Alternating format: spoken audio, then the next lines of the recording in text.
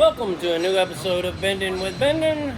My name is Devin, and today we've got a truck that's twisted worse than Dom's Dodge. The chassis twisted coming off the line.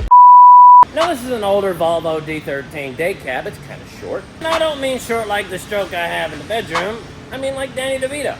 But I don't want so good either. This truck was actually in an accident. It actually jackknifed with a fully loaded trailer. Now what happens is the trailer is sitting sideways and it causes the back of the truck to push that way and actually twist the truck. The front of the truck is fine. Now after reinstalling the axle, because it was shoved back about 4 inches, which I know only being shoved back 4 inches isn't that great in some aspects, but in some cases 4 inches is a lot, especially when an axle's out of alignment. Now being as this is such a short twist, it is going to take a lot of force to actually twist this truck. Stay with me here as we go ahead and twist this bad boy. Hopefully we don't break anything. And if we do, oh well. My name is Devin. I'm a social media frame straightener / YouTuber. I'm a frame technician. I've also been an iron worker. I've also been a mechanic. I'm actually a jack of all trades and a master of none. But you know what they say? That's better than being a master of one. I work with metal of all types throughout my life. And I say life because I've been doing this before my career started. My stepfather had me learning how to weld when I was 8 years old. Get a job and bring home a paycheck. And I understand metal pretty good. And I've also been formally educated on different metal processes and heating processes and things like that over the years in the plants and other stuff like that. Over the years, I mean, it's been a lot. So when it comes to metal, I got you. I'm not a full-fledged engineer, so, you know, I just wasn't that smart. Save you the trouble of watching my biggie self climb under here. We've already got everything hooked up, ready to go. Well, we do got to hook up the hoses and stuff and get our rubber hammer out so we can knock the wedges in. I wish we could show you the accident, but Fast and Furious 27 already has enough truck scenes in it. Oh, how many movies can you make? We put our knee pads on because we like our knees, and so does our boss. And my children do too, because they pay the bills at the moment. Becksmith for the win, baby. Hey, and a word from our sponsors. Have you guys ever wondered what the fastest, easiest website is to find parts? FinditParts.com. They have millions and millions of parts. They have tech support. And if you can't find it, they have hundreds of parts guys that'll help you look for it. And if you buy parts on FinditParts.com, hit that link, BWB25 for 25% off of $250 or more, or BWB50 for $50 off of $500 or more. Or if you just go search and use my link, that helps me out too. But in the heavy duty world, it's always good to have another place to go find parts. You can find parts like springs, shocks, axles, tie rods, wheels, BBF1 boxes. They even have body parts such as doors, mirrors, brackets, millions and millions of more parts. They have OEM, they have aftermarket, they have all different manufacturers over there, thousands of manufacturers of parts. Well, go in the bio, find the link, it's there. Now back to our regularly scheduled program. Bam! This snap-on ball peen is one of my favorite hammers.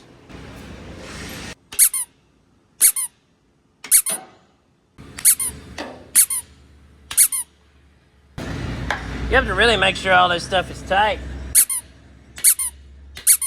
Now look, you gotta make sure these wedges are in here and tight, and you gotta hit this thing like she's the queen of your single wide trailer. Now look, if this thing is crooked, you done messed up, you know what I mean? But look, when you hook these up, we wipe it off before we put it in. First slip out. She'll appreciate it if you don't use her curtains though. Let me pull this out over here, which apparently I'm not very good at because I got like a bunch of kids. So don't do it one time, you know what I mean? And golly, I get when it's tight when it goes in. Tight like a tiger, like Tony the Tiger. So before we get started, I wanted to show you what the gauges look like. As you can tell, she's twisted pretty good here. But from the front, you see the other gauge way past there. It's pretty much straight. So we're gonna go ahead and twist this thing right at the back and see what happens. And in a world full of feelers, be a doer.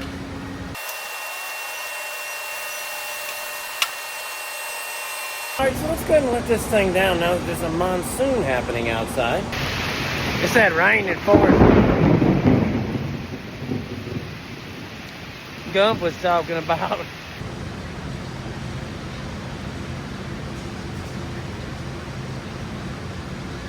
So we're gonna go ahead and unpin this thing. Then we're gonna let this thing down like my childhood. One of the main things that you have to do when you're doing a twist and things like that is the air is going to come out of it. So you can either hook an airline to it or just crank it back up and air it up, because they all seem to have leaks for some reason. All right, so after we have twisted one good twist, we are still twisted. So we're gonna have to twist it again, but we still have a lean in the truck. Maybe we should just chalk it up as one of those Houston things and just leave it with a lean in it. So here's what we're gonna do. We're gonna move everything up from the back to right here. We're gonna move what's right here forward a little bit to about right there. Or we just back that thing up like it's 2 a.m. and we just left the bar. All right, now that we got everything set up here in front of the axle, and yeah, this is day 2. We're set up underneath here, right here by the motor mounts. Now, there is a little bit of a twist left in this thing, and we're gonna get the twist out, and then we're gonna have to look at possibly leveling the truck out. So, what you guys came to see, the twist.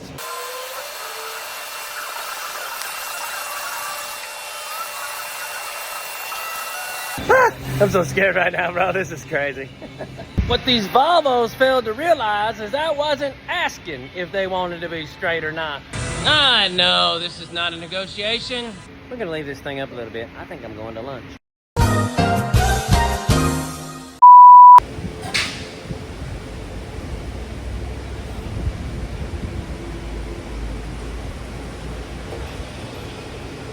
All right, now that we've gotten it back onto the frame rack off of the road again, because we took her for a spin, and turns out she didn't want to run right, died on us out there, and brought her back. Let's go and take a look at the frame, and we'll pull the gauges on it real quick and check it out. So anyways, you can see that our gap from the fifth wheel here in the cab is perfectly level. But overall, if you notice, the truck is actually leaning that way. Now, what happens after we twist the truck and the whole entire truck is leaning? Well, first thing we do, we make sure that the frame's completely straight, and then we start compensating. I don't want to compensate for anything because I drive a Ford Ranger. A Ranger! All right, so if you stay with me now, so if you have a truck that's leaning on one side completely, front to back equally, how do we level it? The first place you start at is where most men start at, the back. So if you have a truck that's leaning front to back, you can actually wedge one side. It's like this right here. I'll show you here. So this is a caster wedge. Now, I don't know exactly how I figured this out, but a 1/4 inch will raise a 1/2 inch in the frame.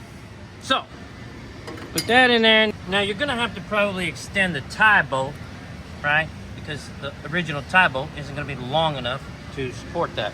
All right, now that we got this thing leveled up and shimmed out, let me show you what's going on here.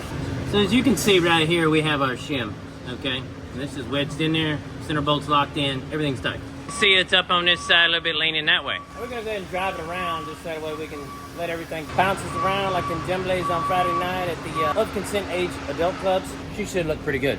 All right, now that we're back, we're gonna throw this level on the back of here and see what we look like. Here, let's see. All right, too much. So now we know we're getting somewhere because the whole truck's leaning that way now. So we're gonna have to take that wedge out and put a smaller wedge in it. So we're about 3/8 high.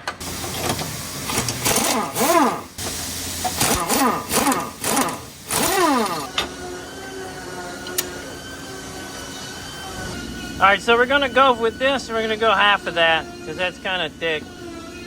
That's better. All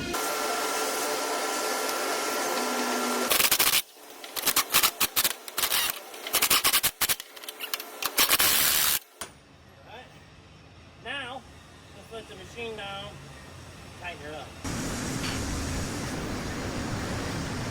Back up we go, baby.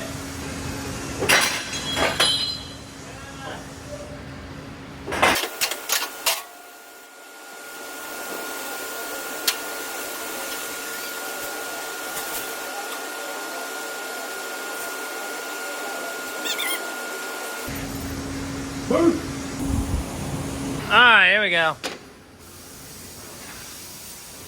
Wait. Perfect.